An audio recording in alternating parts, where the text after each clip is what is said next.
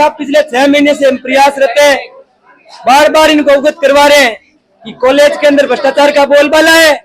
College में राजकीय कर्मचारी खुलेआम भ्रष्टाचार कर रहा है, गरीब दलित मजदूर वर्ग के भाइयों का पैसा खा रहा है।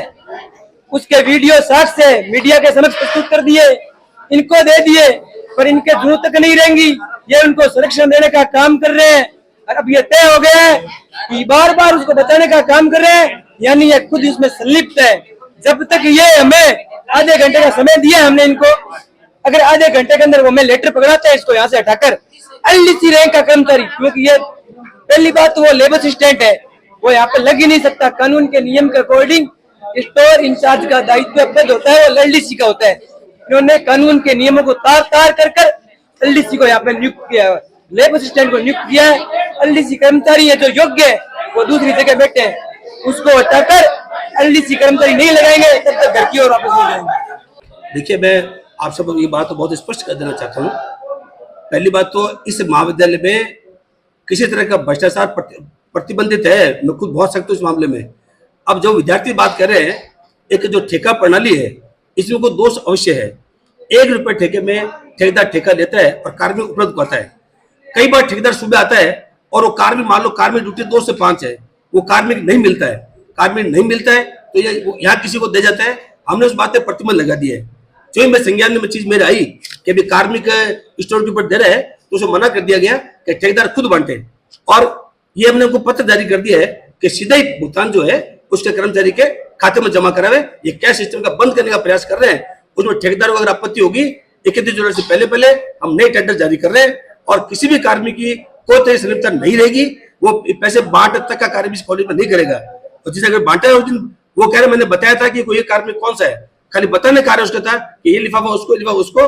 ठेकेदार का आदमी यहाँ देने आया था लिफाफा, हमने ठेकेदार को कह दिया है कि खाते जमा करे, कैश देना है। हमारी कॉलेज में कोई कंसर्न नहीं है, हमने सारा पेमेंट ऑनलाइन किया है और वहां रिकॉर्ड है, ऑनलाइन किया है। और कुछ राशि जमा होती है पीएफ के अंदर, सभी कर्मचारियों की राशि पीएफ में जमा हो रही है।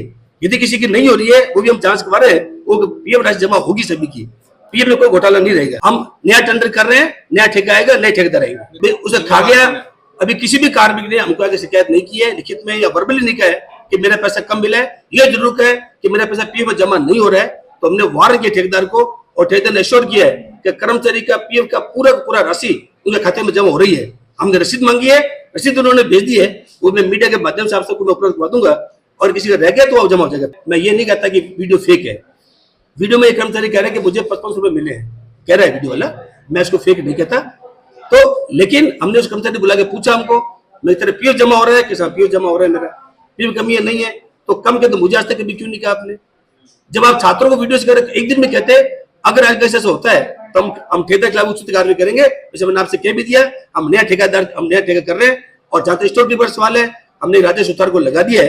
विद्यार्थी मांग कर रहे हैं एलडीसी की, आज की तारीख में महाविद्यालय को भी एलडीसी नहीं है हमारे पास, केवल 2 मंत्रालय कर्मचारी है जो अकाउंट का काम संभालते हैं। जो ये एलडीसी आएगा हम इसका स्थापन करके वहां पर एलडीसी लगा देंगे। मैंने से कोई आदेश नहीं दिया। ये कैसे बंटवारा? सुनो, मैंने तो बिल्कुल उसको मना किया। जो मेरे संज्ञान में आया, मैं कही तो हर महीने का मामला है, आप किसी भी तरह का पैसा नहीं बांटेंगे। ठेकेदार स्वयं आएगा या तो खाते जमा कराएगा, कैश देगा तो ठेकेदार देगा। वो कह रहे मुझे ठेकेदार ने पूछा था कि वो कर्मचारी कहाँ मिलेंगे, तो उनके पैसे केमिस्ट्री मिलेंगे। मैं खाली बताने गया था इसलिए बैठा था, और आगे से कोई संलिप्तता नहीं रहेगी, किसी भी कार्मिक की कोई लिप्तता नहीं रहेगी। वो बिल्कुल गलत है, ठेकेदार कह दिए गए, ऐसा भविष्य कॉलेज में नहीं होगा। और एक बार को आ गया तो मेरी अनुमति नहीं थी, मेरे संज्ञान में नहीं था। संज्ञान में आती प्रतिबंध लगा दिया है कि ठेकेदार स्वयं आवे या उसका ऑफिस का कोई बालिक कर्मचारी आवे, नहीं आने कॉलेज के अंदर, और भ्रष्टाचार से मुक्त करेंगे महाविद्यालय को। और आज कॉलेज में नया सत्र खुला है, मैं विद्यार्थियों के आपके माध्यम अपील करना चाहूंगा, हम नए विद्यार्थियों का स्वागत करें, हम प्रेस उत्सव मनाएं ताकि डूंगर महाविद्यालय की गरिमा है पूरे प्रदेश स्तर के अंदर वो गरिमा बनी रहे और हम सब मिलजुल के कार्य करें।